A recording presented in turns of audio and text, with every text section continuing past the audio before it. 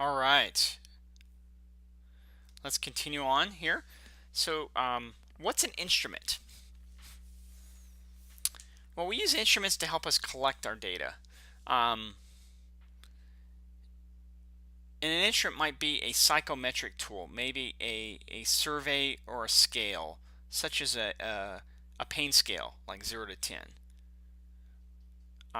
It could be a questionnaire that was designed and tested for reliability and validity by an investigator. Um, one example of a psychometric tool may be a um, state trait anxiety scale, the Spielberger state trait anxiety inventory. That's an example of a psychometric tool. Um, In contrast, a biometric tool would be something such as a thermometer, a blood pressure, something that measures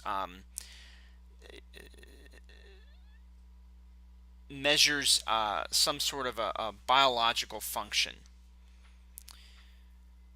And then the reliability is a term that refers to meaning does the instrument consistently measure the same thing every time? And there's some statistics that we can use to look at reliability, and we'll talk about later. Whereas validity is does it measure what it's supposed to measure?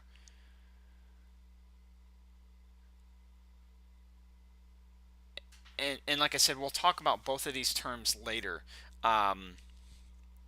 But it is something that's very important to understand. And when you're reading the literature and you hear an investigator who developed their own instrument or uh, questionnaire or tool or calculated some sort of score and out of the blue, and it's not based on any sort of science or previous studies, and then they don't report any sort of reliability or validity data on that, you have to question that.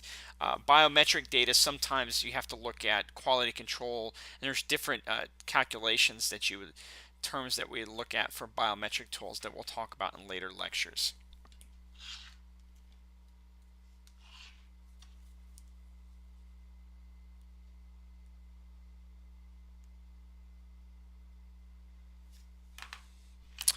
So how many variables do you measure? Well, if you have a study that has a single variable, it can be univariate. Two would be bivariate, and a multivariate study would have two or more variables that they're examining. All right, here's an example data set that we can look at and understand the different a lot of information with it. So first off, you can look at it that if I look at this particular data set, I actually have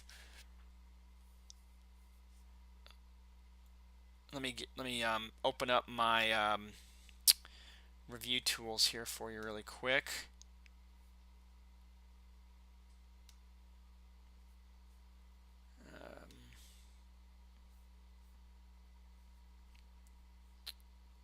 Oh, we'll go back to it. I apologize. So here we go. Oh, here we go. I got my what I wanted to show you here. So here you can see we have this example data set. The first row, commonly in a data set, is going to be what I would call maybe your subject ID or the code that you use to represent each individual subject. This is not actually a variable because you're not going to do any sort of statistical analysis on that, but it does help you identify which subjects, and you can code that in your data set. So what we have here is we have 1, 2, 3, 4, 5 variables. Each variable is in its own column. You can see here. And each row represents a student. In this case, I made up some example data from college students. So this would be subjects 1, 2, 3, 4, and so on down to subject number 10. Now, what I've done in this data set is I've used, I put the age, and here you can see I describe age would be a quantitative variable, and it would be considered discrete. Here we have gender, which is qualitative, and it's nominal because it's or it's binary. So you have in this case, male, female. if I was to code this for a data set for statistical analysis, what we would do is we may code either as a 1 or a 2 or a 0 and a 1. And we'd have to do that because that's how the statistical software works. And sometimes you can give them labels to the code that you use. Here we have sophomore, junior, senior. So senior, sophomore, junior. You have weight, which here this is in pounds. And you have their test grade. And weight would be quantitative, continuous variable. Class would be qualitative ordinal because you have a rank order from sophomore to senior, and then test grade here is discrete, quantitative.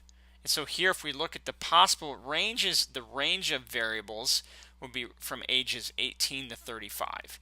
However, maybe at this particular university at Texas Wesleyan, the possible population which we sampled from might have an age range of 1790, but we only observed values of 18 to 35.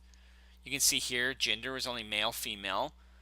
The possible population which we gathered this data from were maybe freshmen through senior, but we only had data in this particular survey of sophomores, juniors, and seniors. And you can go on further, whereas maybe the weight range of the population may be 95 to 300, but in this sample it was from 109.6, which is here, to 270.9. And you can see test grades down there. All right, I want you to take a moment, pause the video, and I want you to see if you can, I want you to read this abstract. And then what I want you to do is see if you can identify the variables in this study.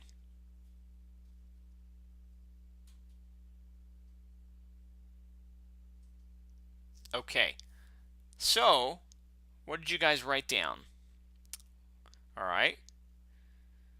So the first variable that this particular study has is group assignment.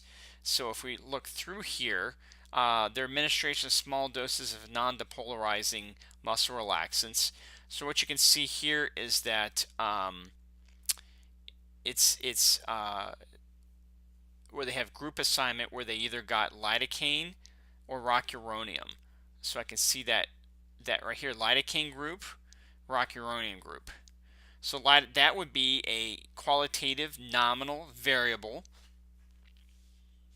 Myalgia rate is listed in there. So myalgia was measured using a 4-point ordinal scale. So it was measured with an ordinal level data. But it also could be measured here. It was measured two different ways, the way the investigators coded it. One was with a severity scale, and then they could also take that and say and recode it into yes, no, did they have myalgia or muscle pain after succinylcholine. So that's what you're seeing here is no myalgia compared to 38%. Satisfaction scores, they talk about that in there as well. Satisfaction scores could be Likert scale, ordinal level data. Other variables that aren't listed in here but would be if you read the overall article would be age, which would be quantitative discrete. Height, weight, and BMI would be other examples of variables that you might see as you read this particular paper. We talked a little bit about classification of data. Well, it does depend on how you collect it. And sometimes we can recode the data into different variables and do different types of statistical tests on it. So here's an example of a couple of questions. How many years have you been practicing as a CRNA? So this may be on a survey question. With that, you could actually calculate the average or the mean years worked from the raw data, and say, for example, in this particular one, you calculated the average being 15 and the standard deviation being 5. or you could ask it a different way, is how many years have you been practicing as a CRNA? And you have different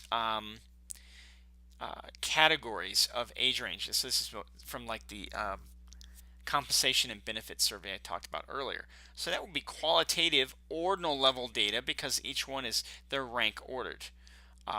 You cannot calculate an average or a mean from this data here, from these results. If you had if you had 1,000 CRNAs take it, you can't calculate an average, but you could calculate a frequency at which they report being in the different age groups. So you might be able to conclude that most CRNAs reported practicing 11 to 20 years based on your frequency distribution or your proportion of CRNAs in that particular category. All right, ordinal data that can be ranked. Here you can see biostatistics is an easy class. I'd hope you say strongly agree, but there's an example of a Likert scale. Here's another example of data collection tools, and if you want, you can pause the video and spend a little bit more time looking at this clip here, or the screen, I should say. But here's an example actually from a data, what I would call a case report form or a data collection sheet from a study I did a couple of years ago with some nurse at my former institution. You can see here we had a subject ID, so we knew which person that was, and then we were collecting age, height, weight, neck circumference, ASA status, gender. So what we'd do is the patients would fill that out. We may measure and record their neck circumference there on these data sheets, and then we would take those data collection sheets, and the research coordinator would then look at the code book, which, for example, here's the codes of maybe how we may code males and females, and then he would in turn enter that data into, say, an Excel spreadsheet or SPSS. And here we have the stop bang score, where this is an example of a psychometric tool that actually has reliability and validity data on it. But it's also one where you could also not only could you calculate the score, you could calculate the rates of how you could make each one of these an individual variable. Like, do they snore? Yes, no. Are they tired? Yes, no. Are they over 50 or not? Do they have a BMI over 35 or not? So you could calculate not only the score, but the individual result for each one of those. So then you can see then that data set then in turn goes into here. So remember the ID number, which is not a variable that we would analyze, but here we have 1, 2, 3, 4, 5, 6, 7 variables that we've recorded in here. And in fact, this particular study would have many more variables that we could potentially include for our analysis. And you can see here, instead of putting like M and F, here we use the actual code number here. And so when I would work with students, when they would do research studies, they would have what we would call a code book, or they'd have an Excel sheet, or they have a note right below this here, so they know how to go and code that. So if they had an ASA2 is easy, but they would know that if a female was a 1 and a male was a 2. Now we're going to talk about how much data to collect here in the next video clip.